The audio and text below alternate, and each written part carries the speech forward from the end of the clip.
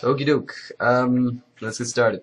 This is the linearizing experiment, and it was done by Max O'Rourke and me, Amir Grimmitt. Yeah.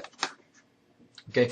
So the materials you'll need for this is a drop box, which is this squarish boxish thing, and that's what you would drop the sphere ball from by pressing a button. Next, you will need the Explorer GLX. It's that purpley thing that looks like a graphing calculator. That is to record the time. It will record it for you, the time it takes for the sphere to drop down to the ground. Then you want the time of flight accessory, which tells the Explorer GLX when the ball hits the ground. It's a small kind of paddish thing. Then you need a pencil, paper. That's pretty self-explanatory. You want the metal ball, of course, ruler to measure how high to put the drop box, and then the metal stand to put the drop box on. Alright, so let's get started. I'll read the problem. As you can see, that's what the experiment looks like. The student wishes to determine experimentally the acceleration g due to gravity as an apparatus that holds a small steel sphere above a recording plate as shown above. When the sphere is released, the timer automatically stops when the sphere strikes the recording plate. The student measures the time of fall for different values of the distance d, find the acceleration due to gravity. So yeah, this is actually sort of simple. So what you're going to want to do is put the steel ball under the drop box, make sure everything's hooked up, make sure your recording plate's in place, make sure you have the right distance.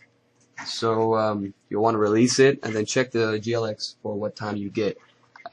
We got 0.63 at 2 meters, and then at 1.5 meters we got 0.54. At 1 meter we got 0.41, and then at 0.5 we got 0.25.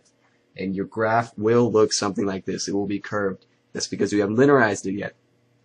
So now, after you get all that information, your next step will be to linearize it.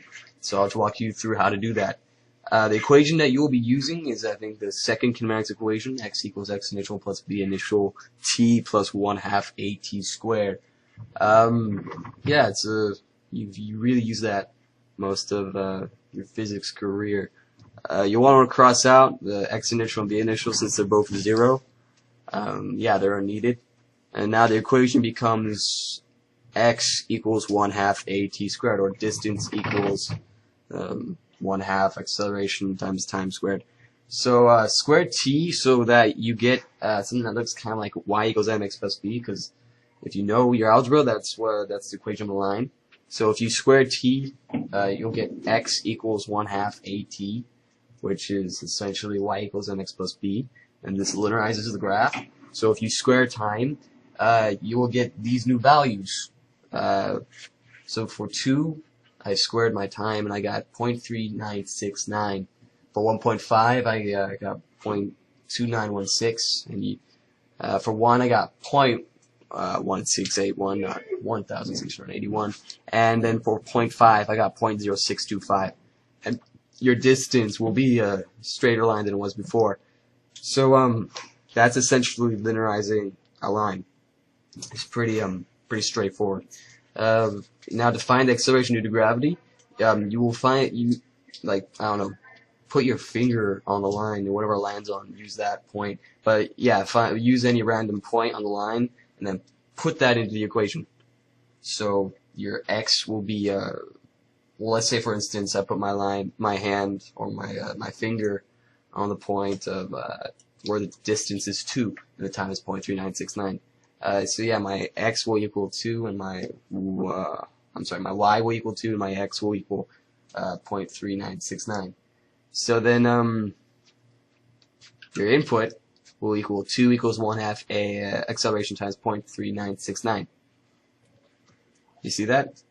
I mean, it's x equals 1/2 at. So then your acceleration, if you solve for acceleration, you know how to do that. Basic algebra. You'll get 10.07810532, and that's close enough to 9.8 meters per second squared that it's good enough. So that's essentially the equation. You don't get something like that, I don't know, maybe you linearized it wrong, but that's essentially how you do it. Okay, yeah, and that's it. That's all you really needed to do.